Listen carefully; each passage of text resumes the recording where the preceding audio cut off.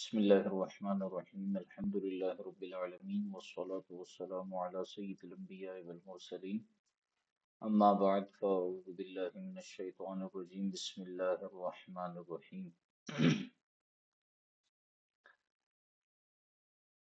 کل ہم نے ایک عبارت پڑھی تھی. پہلے تو اس کی تھوڑی سی وضاحت میں کر دوں، اگرچہ وہ عبارت بالکل واضح تھی لیکن اس میں شاید ایک آدھ طلبہ کو تھوڑا سا مسئلہ تھا. یہ جو پہلی عبارت تھی وَأَقُولُ أَيْضًا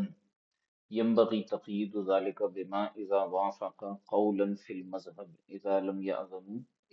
يَأْذَنُوا فِي الْاجْتِهَادِ فِيمَا خَرَجَ عَنِ الْمَذْهَبِ بِالْكُلِّيَّةِ مِمَّا اتَّفَقَ عَلَيْهِ أَئِمَّتُنَا. یہ وہ بحث چل رہی تھی کہ جب امام اعظم رحمۃ اللہ تعالی علیہ کے قول کے مقابلے میں کوئی حدیث صحیح آ جائے تو اس میں نے یہ بات بتائی تھی کہ ایک صورتحال تو یہ ہوتی ہے جس میں امام اعظم کا قول حدیث مبارکہ میں جو حکم ہوتا ہے اس کے بظاہر جو ہے وہ خلاف ہمیں نظر آتا ہے یعنی دونوں کے اندر ہمیں اختلاف نظر آتا ہے. تو گویا کہ دو صورتیں بن جاتی ہیں. ایک تو یہ ہے کہ قول امام مطابق حدیث ہے، اور دوسری صورتحال یہ ہوتی ہے کہ قول امام مطابق حدیث نہیں ہے. تو الفضل الموہبی کے اندر ہم نے جو زیادہ تر جو بحث پڑھی تھی، کیونکہ اس میں سوال یہی تھا کہ امام اعظم رحمۃ اللہ تعالی علیہ کا ایسا قول ہو کہ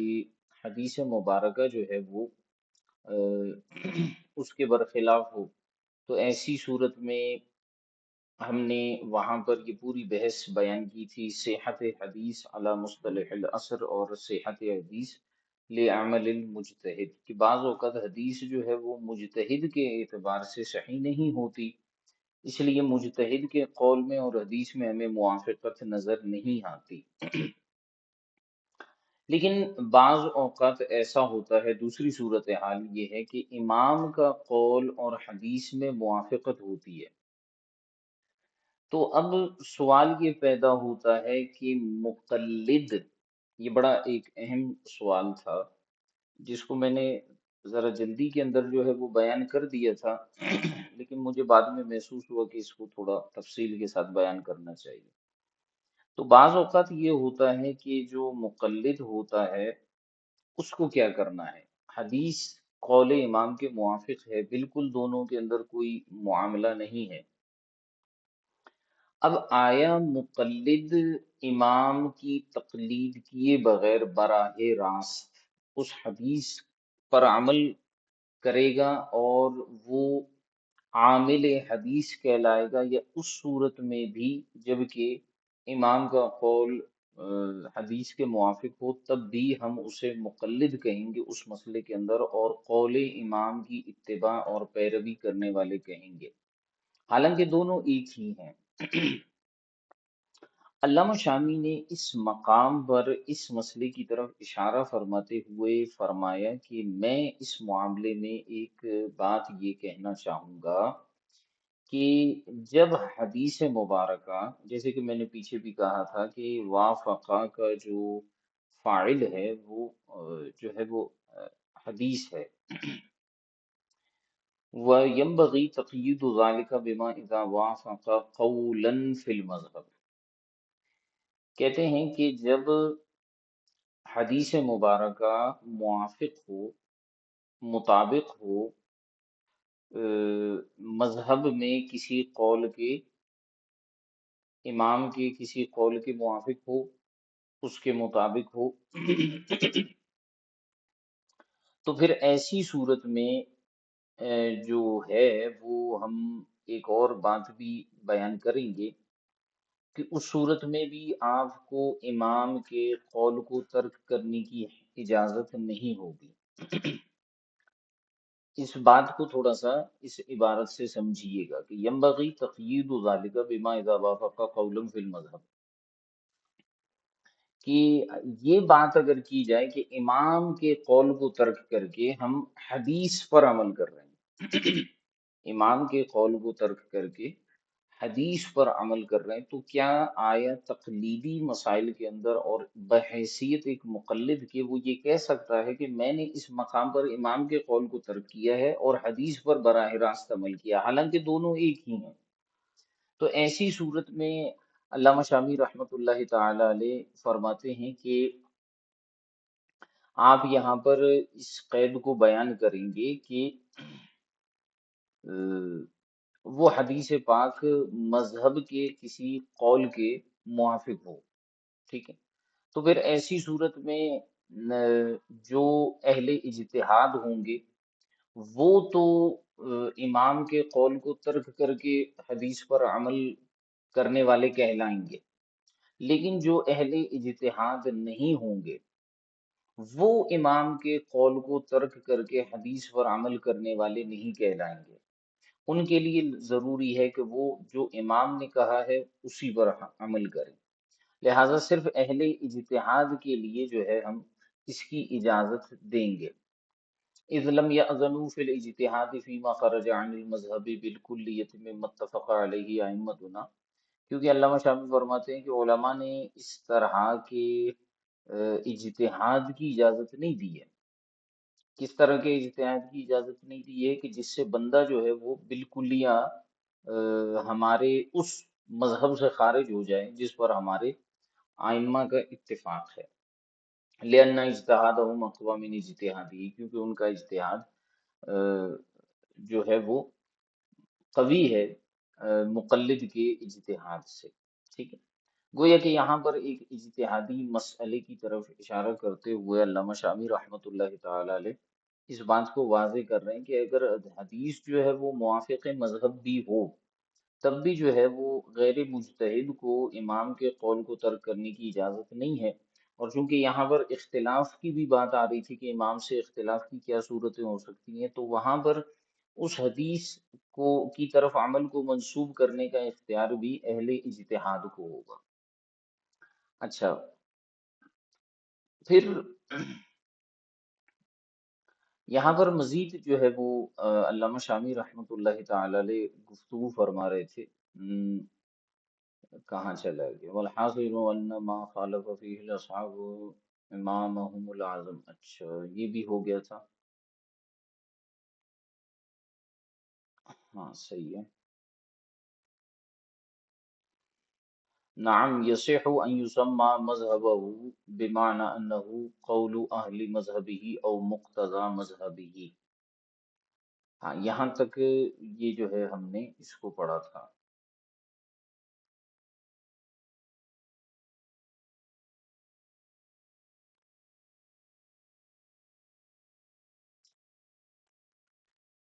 ایک منٹ ذرا صبر کیجیے۔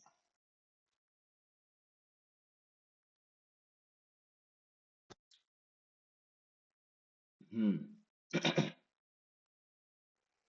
آگے علامہ شامی رحمۃ اللہ تعالی علیہ فرما رہے تھے، یہ ہمارے پاس جو صفحہ ہے صفحہ نمبر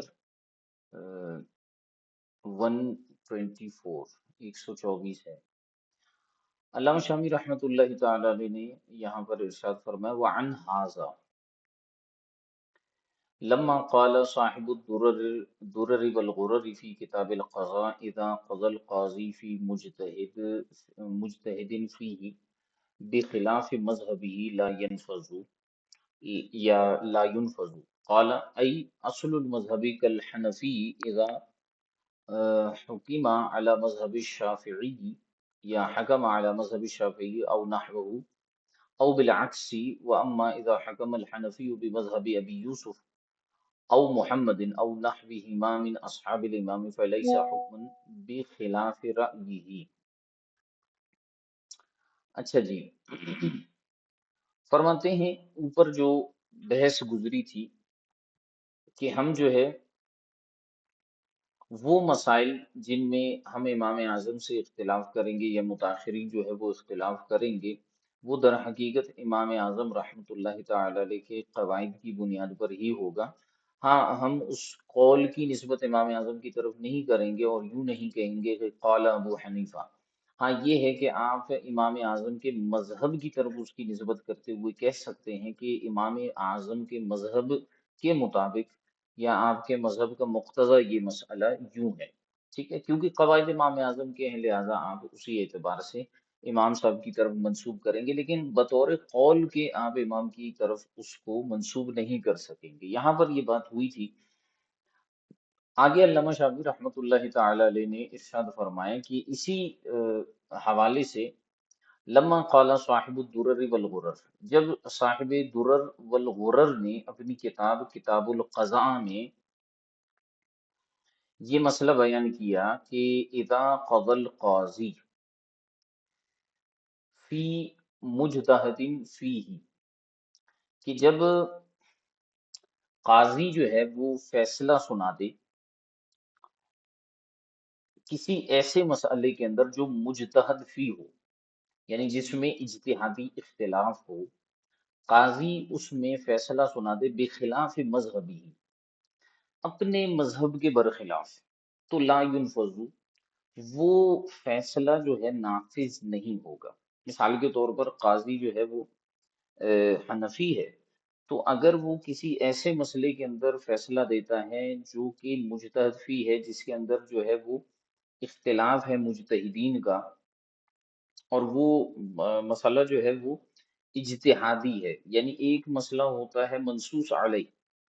جس پر نصوص موجود ہوتے ہیں، قرآن کریم کی نصوص قطعیہ یا پھر احادیث متواترہ یا مشہورہ ہوتی ہیں، وہ تو منصوص علیہ مسئلہ ہوتا ہے، اس کی بات نہیں کر رہے، بلکہ وہ مسئلہ جس کے اندر جو ہے وہ اجتہادی اختلاف ہوتا ہے، مجتہد فی مسئلہ ہوتا ہے، اگر قاضی وہاں پر یہ دیکھے کہ یار یہ مسئلہ تو مجتہد فی ہے، چلو میں ایسا کرتا ہوں کہ میں اپنے مذہب حنفی کے برخلاف، یعنی احناف فقہا نے جو مسئلہ بیان کیا ہے اس کے برخلاف میں مسئلہ بیان کر دیتا ہوں، کیونکہ دونوں جانب دلائل اور اختلافات موجود ہیں، تو فرماتے ہیں صاحب درر والغرر کہ ایسی صورت میں اس کا وہ فیصلہ، اس کی وہ قضا جو ہے وہ نافذ نہیں ہوگی، ٹھیک ہے۔ پھر اس کے بعد آپ نے ارشاد فرمایا اسی قول کی وضاحت کے اندر، امام بولیغی صاحب الدرر نے پھر آگے جو ہے وہ فرمایا ای اصل المذہبی کالحنفی، یعنی مثال کے طور پر حنفی تھا تو اس نے اصل مذہب کے برخلاف جو ہے وہ حکم دے دیا، مسئلہ تو مجتہد فی تھا لیکن جو اصل مذہب مفتہ بہ قول تھا اس کے برخلاف اس نے کیا کر دیا، فیصلہ سنا دیا۔ کل حنفی اذا حکم علی مذہب الشافعی، جیسے حنفی جو ہے وہ مذہب شافعی پر جو ہے وہ فتویٰ دے دے یا قضا سنا دے، او نحوہ یا اسی کی طرح، او بالعکس یا جو ہے وہ اس کے برعکس، یعنی شافعی ہے وہ مذہب حنفی پر جو ہے وہ فیصلہ سنا دے، تو ایسی صورت میں جو ہے اس کا فیصلہ جو ہے وہ نافذ نہیں ہوگا، ٹھیک ہے۔ وَأَمَّا إِذَا حَكَمَ الْحَنَفِيُّ بِمَذْهَبِ أَبِي يُوسُفَ أَوْ مُحَمَّدَ أَوْ نَحْوِهِمَا مِنْ أَصْحَابِ الْإِمَامِ فَلَيْسَ حُكْمًا بِخِلَافِ رَأْيِهِ، تو ایسی صورت میں دوسری کنڈیشن یہ ہوتی ہے کہ جو قاضی ہے وہ ہے تو حنفی، اور اس نے امام اعظم رحمت اللہ تعالی علیہ کے قول سے ہٹ کر امام ابو یوسف یا امام محمد یا اسی طرح امام ظفر وغیرہ کے اقوال پر جو ہے وہ فتویٰ دے دیا، فیصلہ سنا دیا، تو آپ رحمت اللہ تعالی علیہ ارشاد فرماتے ہیں کہ یہ جو ہے فلیس حکمن بخلاف رائے، یہ امام اعظم رحمت اللہ تعالی علیہ کی رائے کے برخلاف فیصلہ نہیں کہلائے گا، فلیس حکمن بخلاف رائے، یہ امام اعظم رحمت اللہ تعالی علیہ کی رائے کے برخلاف فیصلہ نہیں کہلائے گا، کیوں؟ وجہ وہی ہے جو ہم نے پیچھے بیان کی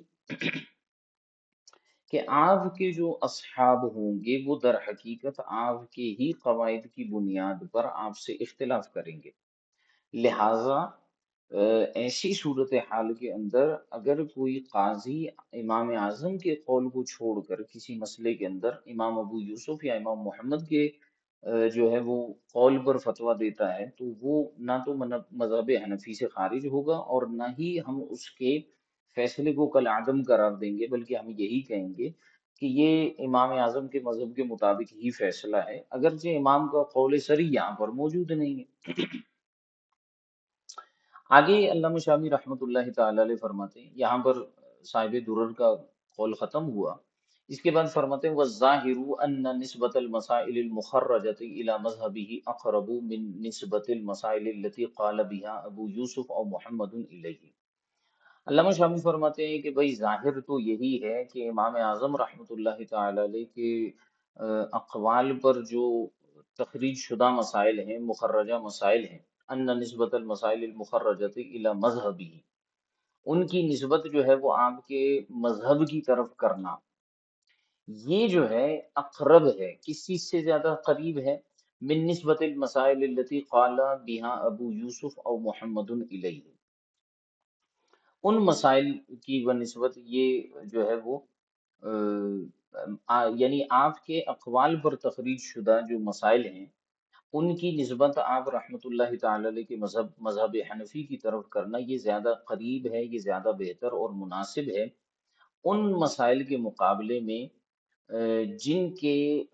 قائل جو ہیں التی قال بها، وہ مسائل جن کا قول امام ابو یوسف یا امام محمد رحمۃ اللہ تعالی علیہ نے کیا ہے۔ لہٰذا ایک طرف اگر وہ مسائل ہوں جن کے قائل امام ابو یوسف ہوں، امام محمد ہوں، اور دوسری طرف ایسے مسائل ہوں جو اگرچہ امام اعظم نے بذات خود ارشاد نہیں فرمائے لیکن وہ ہیں امام اعظم کے قواعد کی بنیاد پر، تو امام ابو یوسف اور امام محمد رحمۃ اللہ تعالی علیہ کے اقوال کی نسبت بھی ہم مذہب حنفی ہی کی طرف کریں گے، لیکن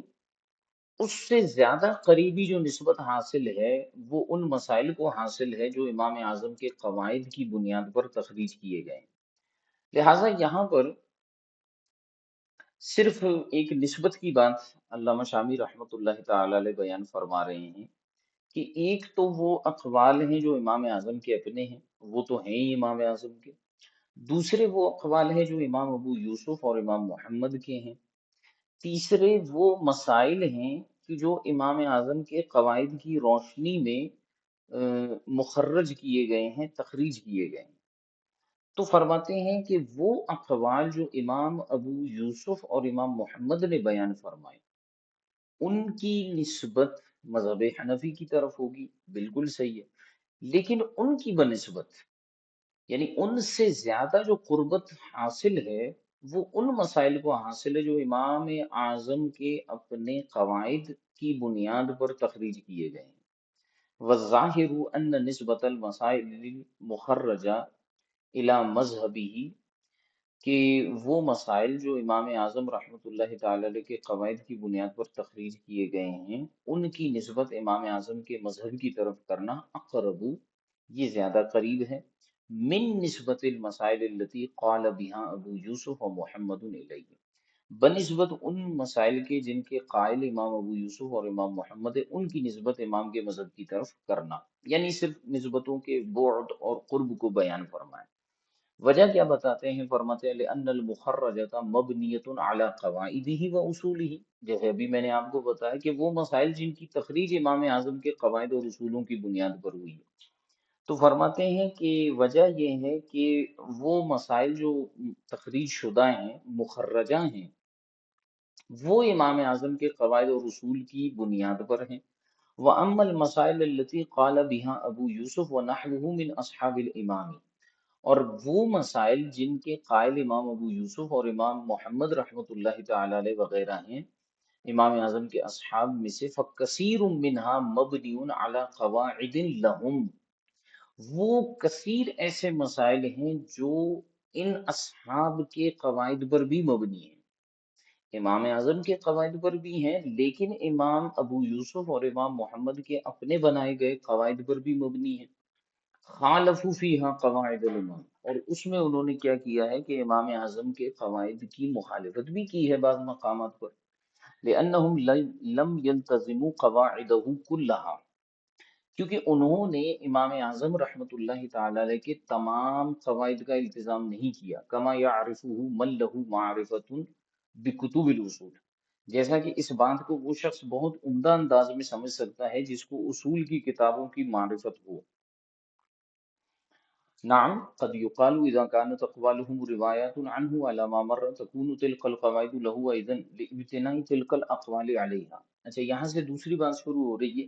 گزشتہ بات کا خلاصہ میں آپ کو بیان کروں، جیسے میں نے پیچھے بھی ایک مرتبہ یہ بات ذکر کی تھی کہ بعض ہمارے علماء نے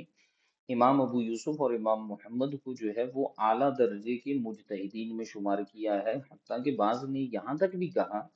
کہ جو امام ابو یوسف اور امام محمد ہیں یہ مجتہد فی المذہب کے درجے پر تھے۔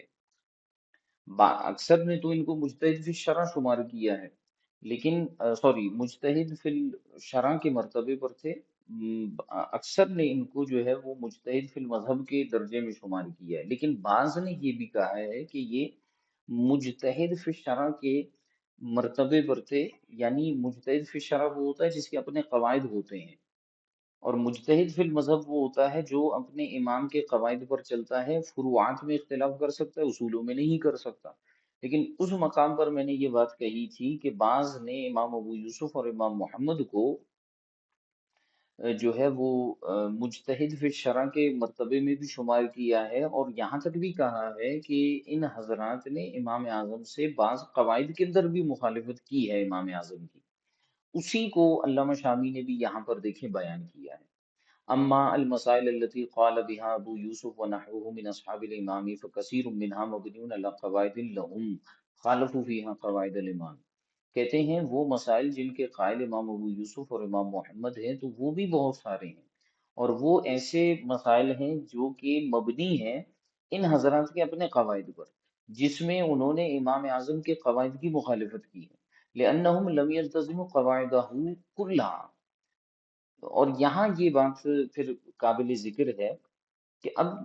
ہو سکتا ہے کہ آپ کے ذہن میں یہ سوال آئے کہ پیچھے تو ہم نے یہ باتیں کی ہیں کہ انہوں نے جتنی بھی مخالفتیں کی وہ ساری امام اعظم رحمۃ اللہ تعالی علیہ کے قواعد کی روشنی میں مخالفت کی ہے، یعنی قواعد میں امام کی مخالفت نہیں کی ہے۔ تو جس طرح سے میں آپ کو کہہ رہا ہوں کہ بعض نے کہا ہے کہ انہوں نے قواعد میں اختلاف کیا، اور بعض کہتے ہیں کہ انہوں نے قواعد میں اختلاف نہیں کیا، تو اسی اختلاف کی بنیاد پر علامہ شامی بیچ کا ایک قول نکال رہے ہیں کہ جو صاحبین ہیں انہوں نے تمام قواعد میں امام اعظم کا التزام نہیں کیا، تمام قواعد میں امام اعظم کے اتباع اور پیروی کا التزام نہیں کیا، بعض قواعد میں امام اعظم کی موافقت کی ہے، اتباع کی ہے، اسی لیے تو مقلد کہلاتے ہیں امام اعظم کے، لیکن بعض قواعد میں انہوں نے امام اعظم سے مخالفت بھی کی ہے۔ تو بعض قواعد میں مخالفت کا مطلب یہ نہیں ہے کہ یہ بالکل ہی مخالف ہیں امام اعظم کے اصول اور قواعد کے۔ اس لیے علامہ شامی یہ جملہ لاتے ہیں کہ لِأَنَّهُمْ، کیونکہ ان حضرات نے لم یلتزموا قواعدہ کلہا، ساری قواعد ہیں، سارے جو اصول ہیں ان کا التزام نہیں کیا، ہاں بعض کا کیا ہے بعض کا نہیں کیا،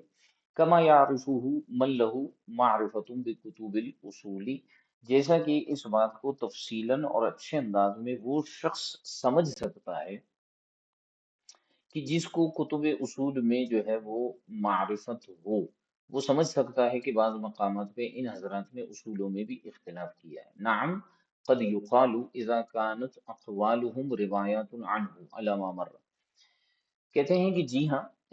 یہ جو ہے کہا جا سکتا ہے، کبھی کبھی یہ کہا جاتا ہے کہ اذا كانت اقوالهم روایات عنہ، کہ جب آپ کے جو شاگرد ہیں ان کے جو اقوال ہیں وہ امام کے ہی اقوال ہیں، روایات عنہ، جیسے کہ پیچھے بھی ہم نے یہ بات بیان کی ہے کہ جو آپ کے شاگردوں کے اقوال ہیں وہ در حقیقت امام سے ہی مروی کردہ اقوال ہیں۔ بھئی امام ابو یوسف نے جو قول بیان کیا ہے وہ امام اعظم کا ہی مروی قول ہے، اور امام محمد نے جو بات بیان کی ہے وہ بھی امام اعظم رحمۃ اللہ تعالی علیہ ہی کی کوئی روایت ہوگی۔ فرماتے تکون تلک القواعد لہ ایضا، کہتے ہیں یہ بات گزر چکی ہے، جیسے کہ ہم نے یہ بیان کی کہ جو آپ کے شاگرد ہیں، آپ کے جو اصحاب ہیں، ان کے اقوال جو ہیں وہ امام اعظم ہی کی مروی کردہ روایات ہیں۔ تو آپ رحمت اللہ تعالی علیہ کے جو شاگرد ہیں وہ ان کے یہ قواعد بھی در حقیقت امام اعظم رحمت اللہ تعالی علیہ ہی کے قواعد ہوں گے، لابتناء تلك الأقوال عليها وعلى هذا أيضا تكون نسبة التخريجات إلى مذهبه أقرب۔ تو جس طرح سے اقوال اور مسائل جو آپ کے اصحاب کے ہیں وہ در حقیقت امام اعظم کے مروی کردہ ہیں، اسی طرح قواعد بھی وہ امام اعظم ہی کے ہیں جو انہوں نے بطور قول کی صورت میں بیان فرمائے ہیں۔ یہاں پر کہنے کا مقصد یہ ہے علامہ شامی رحمۃ اللہ تعالی علیہ کا، یہ اوپر پورے کے پیراگراف میں آپ تطبیقات کو بیان فرما رہے ہیں اپنے اسلوب کے مطابق۔ یہاں پر پھر اسی اختلاف کو ختم کرنے کی کوشش کرتے ہوئے علامہ شامی یہ فرما رہے ہیں کہ ہو سکتا ہے آپ کے ذہن میں یہ سوال پیدا ہو کہ آپ دو الگ الگ باتیں کر رہے ہیں، یعنی دو مختلف طرح کی باتیں کر رہے ہیں۔ کبھی آپ یہ کہتے ہیں کہ بھائی آپ کے شاگرد آپ سے اختلاف کر ہی نہیں سکتے، پھر آپ بیان کر دیتے نہیں انہوں نے اختلاف کیا ہے۔ پھر آپ کہتے ہیں نہیں، جو ان کے اقوال ہوتے ہیں وہ در حقیقت امام کے مروی کردہ اقوال ہوتے ہیں، جو ان کے اقوال ہوتے ہیں، جو ان کا اختلاف ہوتا ہے وہ امام کے قواعد کی روشنی میں ہوتا ہے۔ اچھا، اب آ کر آپ یہاں تک کہہ رہے ہیں کہ آپ کے جو اصحاب ہیں وہ اصول اور قواعد میں بھی آپ سے اختلاف کرتے ہیں، تو علامہ شامی اس میں بھی تطبیق بیان کرتے ہوئے وہ فرماتے ہیں کہ جس طرح سے مسائل امام سے مروی ہیں اور منسوب ہوتے ہیں امام ابو یوسف کی طرف، امام محمد کی طرف کہ بھئی یہ قول امام ابو یوسف کا ہے، لیکن وہ کہیں نہ کہیں امام اعظم کی روایت ہوتی ہے، اسی طرح علامہ شامی فرماتے ہیں بعض اوقات یہ ہوتا ہے کہ قواعد ہمیں یوں لگتا ہے کہ یہ قاعدہ امام ابو یوسف بیان کر رہے ہیں، لیکن در حقیقت وہ امام اعظم سے ہی منقول کسی روایت کے اندر جو ہے وہ قاعدہ بیان کیا گیا ہوتا ہے۔ تو در حقیقت وہ قاعدہ بھی امام کا ہی دیا ہوا ہے جس کی بنیاد پر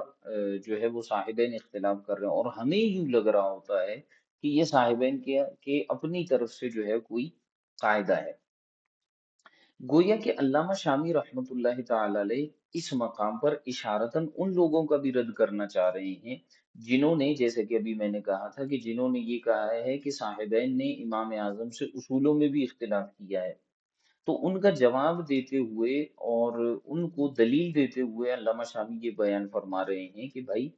انہوں نے جو الگ سے قواعد بیان کیے ہیں جو بظاہر ہمیں امام کے قواعد لگتے نہیں ہیں، وہ بھی در حقیقت امام سے ہی منقول قواعد ہوتے ہیں، بس امام کا وہاں پر کوئی ہمیں صریح قول ملتا نہیں ہے، اس وجہ سے ہمیں یوں لگتا ہے کہ انہوں نے قواعد میں بھی امام سے اختلاف کیا ہے، حالانکہ حقیقت یہ ہے کہ انہوں نے قواعد میں اختلاف نہیں کیا۔ تو فرماتے ہیں کہ نعم قد يقال اذا كانت اقوالهم روایات عنه على ما مر تكون تلك القواعد له ايضا لابتناء تلك الاقوال عليها۔ اسی طرح جو ہے امام کے قواعد بھی ہوتے ہیں جو کہ امام کے مروی کردہ مروی جو ہے وہ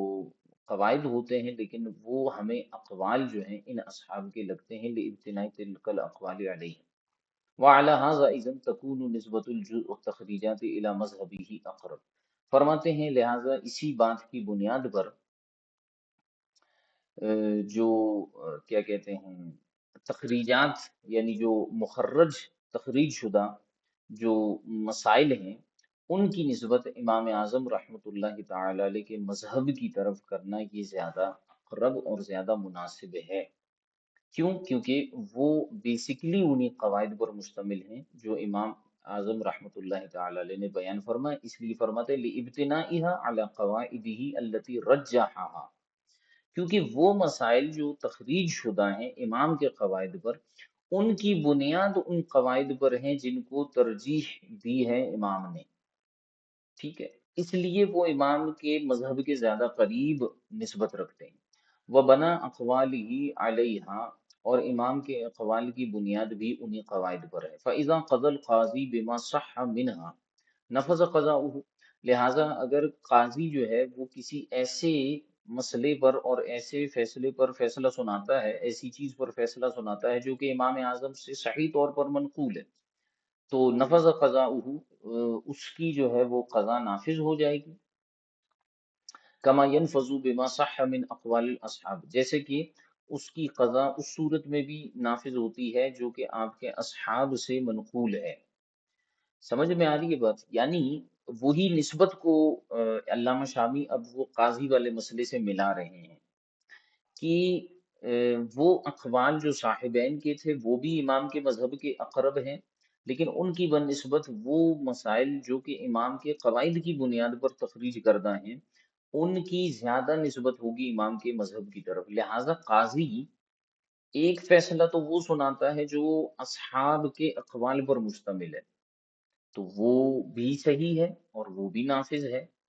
اس کی بنسبت زیادہ نافذ فیصلہ وہ ہے کہ جو اس نے امام کے قواعد کی روشنی میں بنایا ہے یا صادر کیا ہے، کیوں؟ کیونکہ وہ زیادہ قربت رکھتا ہے امام کے مذہب سے، وہ فیصلہ اور وہ مسئلہ جو امام کے قواعد کی بنیاد پر بیان کیا گیا ہے وہ امام کے مذہب کے زیادہ قریب ہوگا، اس لیے وہ بھی نافذ ہوگا۔ کوئی قاضی کو یہ نہیں کہہ سکتا کہ یہ مسئلہ تو صاحبین نے بیان نہیں کیا، تو قاضی اس کو جواب یہ دے گا کہ جناب میں نے یہ مسئلہ امام کے قواعد کی روشنی میں بیان کیا ہے، لہٰذا وہ زیادہ نافذ ہونا چاہیے اسے۔ فہذا ما ظہر علی تقریرہ فی ھذا الباب، لہٰذا فرماتے ہیں یہ وہ بحث تھی جس کی تقریر اور جس کی تفصیل اس باب میں میرے لیے ظاہر ہوئی، من فتح الملک الوہاب، اللہ تبارک و تعالی کی جانب سے جو کہ بادشاہ ہے اور عطا فرمانے والا ہے، واللہ تعالی اعلم بالصواب والیہ المرجع والمآب، اور اللہ تبارک و تعالی سب سے زیادہ بہتر جاننے والا ہے اور اسی کی جانب جو ہے وہ لوگوں کا لوٹنا ہے۔ یہاں پر آ کر یہ اشعار جو ہے وہ مکمل ہو جاتے ہیں، اور کافی سارے جو ہے وہ ابحاث انہی اشعار میں جو کہ امام اعظم کے متعلق بیان ہوئے تھے کہ امام اعظم سے مختلف اقوال، مختلف روایات اور امام کے اقوال میں جو اختلافات تھے، پھر امام اعظم کا یہ قول اذا صح الحدیث فہو مذہبی، ان ساری ابحاث اور ان سارے مسائل کو علامہ شامی رحمۃ اللہ تعالی علیہ نے بیان فرمائے۔ غالباً یہ کوئی جو ہے وہ 3 سے 4 اشعار تھے، ان کو اگر ہم دیکھیں تو یہ اتنے جو ہے وہ زیادہ اشعار نہیں تھے، یہ دیکھیے یہ تھے وَعْلَمْ بِأَنَّ عَنْ أَبِي حَنِيفَةَ جَاءَتْ رِوَايَاتٌ غَدَتْ مُنِيفَةٌ اختار منها بعدها والباقي يختار منه سائر الرفاق فلم يكن لغيره جواب كما عليه اقسم الاصحاب۔ یہ جو یہاں سے ٹاپک شروع ہوا تھا، هل يصح ان يكون للمجتہد قولان فی مسئلۃ، کیا یہ بات صحیح ہے کہ مجتہد کے 2 اقوال کسی مسئلے میں ہوتے ہیں؟ یہاں سے علامہ شامی بحث کو شروع کی، علامہ شامی نے پھر وجوہ اختلاف کو بیان کیا، امام اعظم کی جو روایات ہیں ان کے اندر اختلاف کیوں ہے، 7 وجوہات یہاں ہم نے بیان کی تھی، پھر ان کے اندر بہت ساری تطبیقات اور بہت ساری ابحاث کو علامہ شامی لے کر آئے، اور اس کے بعد جو ہے وہ انما اقوال اصحاب الامام الاعظم ہی اقوالہ حقیقتاً، پھر اس بحث کو لے کر آئے کہ آپ کے جو اصحاب کے اقوال ہیں وہ در حقیقت امام اعظم کے اقوال ہیں، پھر اس کے بعد علامہ شامی رحمۃ اللہ تعالی علیہ یہ بحث لے کر آتے ہیں کہ یہ دیکھیں اس پر بھی کافی کلام فرمایا، اور اس کے بعد علامہ شامی رحمۃ اللہ تعالی علیہ جو ہے وہ یہ بحث لے کر آتے ہیں، ایک منٹ ذرا صبر کیجیے گا۔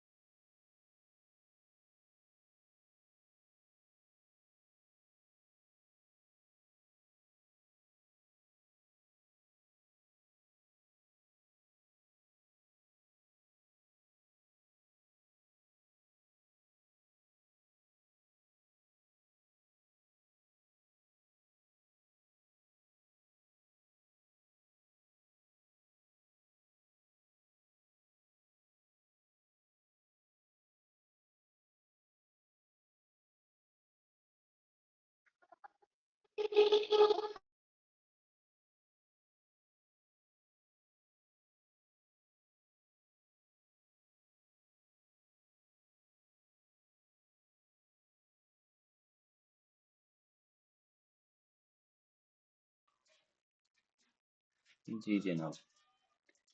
تو اس کے بعد جو ہے وہ دوسری بحث یہاں پر چلتی ہے، اور پھر امام اعظم رحمۃ اللہ تعالی علیہ کا یہ جو قول ہے اذا صح الحدیث فہو مذہبی، اس کو آپ رحمۃ اللہ تعالی علیہ نے جو ہے وہ بیان فرمایا، اور اس کی بھی تشریح میں کافی ساری ابحاث اور گفتگو لے کر آئے۔ یہاں پر آ کر ان تین اشعار کی تشریح جو ہے وہ مکمل ہوتی ہے، اور لازمی سی بات ہے یہ ایک کلاس میں چونکہ ممکن نہیں تھی، اس لیے ہو سکتا ہے شاید آپ کو بعض مقامات پر ان عبارات کے درمیان جو ہے وہ تطبیق نظر نہ آتی ہو، تو اگر آپ اس کو تفصیل کے ساتھ اس کے جو لیکچرز ہیں ان کو سنیں گے اور ایک ساتھ ایک نشست میں پڑھنے کی کوشش کریں گے، تو آپ کو یہ ابحاث جو ہیں وہ واضح ہو جائیں گی، اور ان کے درمیان آپ کو مطابقت نظر آئے گی۔ تو آج یہیں تک اس کو رکھتے ہیں، انشاءاللہ الکریم اللہ نے چاہا تو پھر کل سے ہم یہاں پر ایک نئی بحث شروع کریں گے کہ وحیث لم یوجد لہ اختیار فقول یعقوب هو المختار ثم محمد فقوله الحسن ثم ظفر وابن زیاد الحسن وقیل بالتخییر فی فتواه ان خالف الامام صاحباه وقیل من دلیله اقوى رجح واذا وذا لمفت ذی اجتہاد الاصح۔ تو یہاں پر ایک ترتیب علامہ شامی بیان فرمائیں گے، ترتیب التخییر فی روایات المذہبی و معنی التخییر، کہ روایات مذہب میں تخییر یعنی کس روایت کو مذہب حنفی میں اختیار کرنا ہے اس کی ترتیب بیان کریں گے، اور تخییر کا معنی کیا ہے کہ آپ کو اختیار کسی روایت کو اختیار کرنے کا کتنا حق حاصل ہے، اور اس اختیار کرنے کا کیا معنی ہوگا، اس کو علامہ شامی رحمۃ اللہ تعالی علیہ بیان فرمائیں گے۔ اس کو انشاءاللہ الکریم پھر ہم کل دیکھیں گے۔ جی کوئی سوال وغیرہ ہے تو فرما دیں۔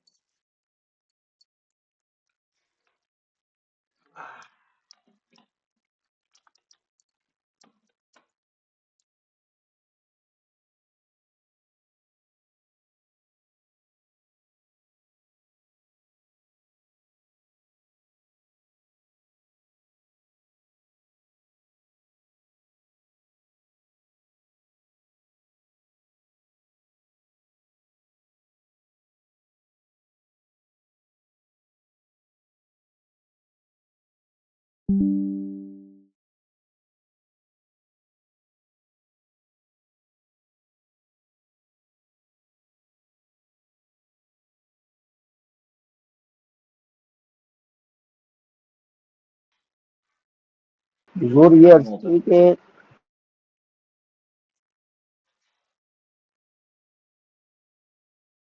ہے ان کے جو اصول ہے، یعنی قول ہے جن میں آپ اصول کی میں آواز اختلاف ہے، یا صاف نہیں آ رہی، آپ کی آواز صاف نہیں آ رہی، دوبارہ فرمائیں۔ یہ میں عرض کر رہا ہوں کہ آپ نے فرمایا کہ جو دیگر ائمہ ہیں جو امام اعظم کے شاگرد ہیں ان کے جو اقوال ہیں یا انہوں نے جو اصول میں اختلاف کیا ہے،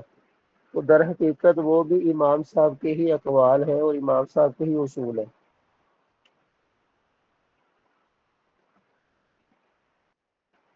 تو جب ہم پورا زور اس بات پہ لگا رہے ہیں کہ امام صاحب کے شاگردوں کے جو اقوال یا اصول وہ امام صاحب کے ہی ہیں، تو پھر یہ فقہ حنفی ایک ہی مذہب رہنا چاہیے تھا کہ اس سے پھر ہم نے فقہ شافعی اور حنبلی مالکی کیوں بنا لیے؟ جب اصول بھی امام صاحب کے ہی ہیں، اقوال بھی امام صاحب کے ہی ہیں، تو الگ پر پھر تین مذہب جو ہے بنانے کی کیا ضرورت ہے؟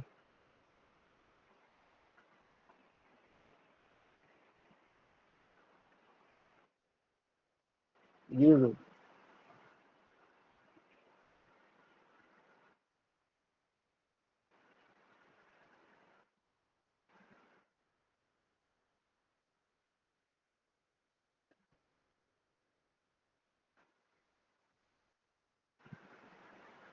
نہیں، مذہب حنفی سے ہی نہیں نکلے، لیکن آپ نے فرمایا کہ ان کے جو اصول یا قواعد ہیں وہ بھی امام صاحب کے ہی ہیں،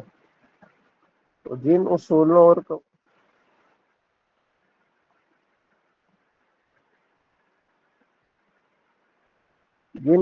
اور قواعد پر ان کا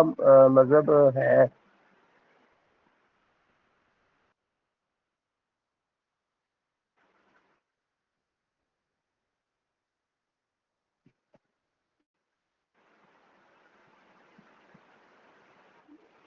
جو امام شافعی، وہ آپ صرف حنفی میں بات کر رہے تھے نا؟ ہم اس بارے میں تو ہم پہلے پڑھ چکے تھے کہ امام کے قول سے جو ہے ہم یعنی کہ عدول نہیں کر سکتے امام صاحب کے، اور یہاں پر آپ دیگر جو ائمہ ہیں ان کے اقوال بھی امام صاحب کے اقوال قرار دے رہے ہیں، تو جب کسی دوسرے قول پر عمل ہوگا تو وہ بھی تو در حقیقت امام صاحب کے قول پر ہوگا نا عمل۔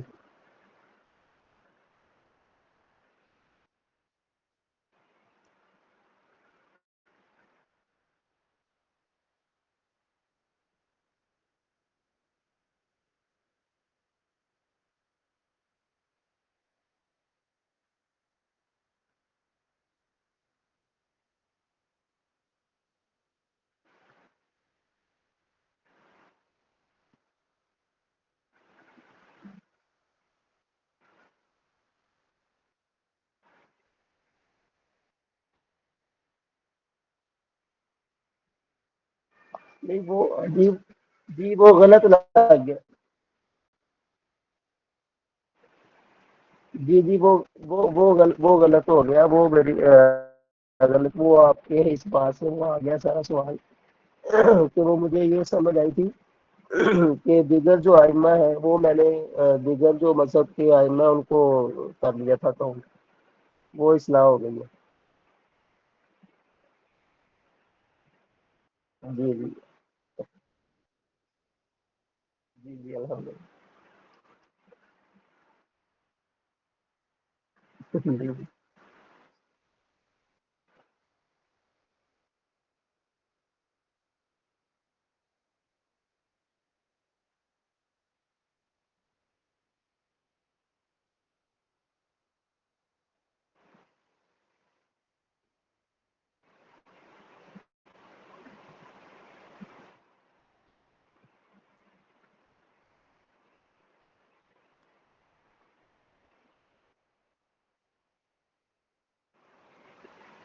جی ضرور، بس یہ کہہ رہا تھا کہ آپ نے ابھی یہی ہر بار اس پہ زیادہ زور دیا نا کہ امام صاحب کے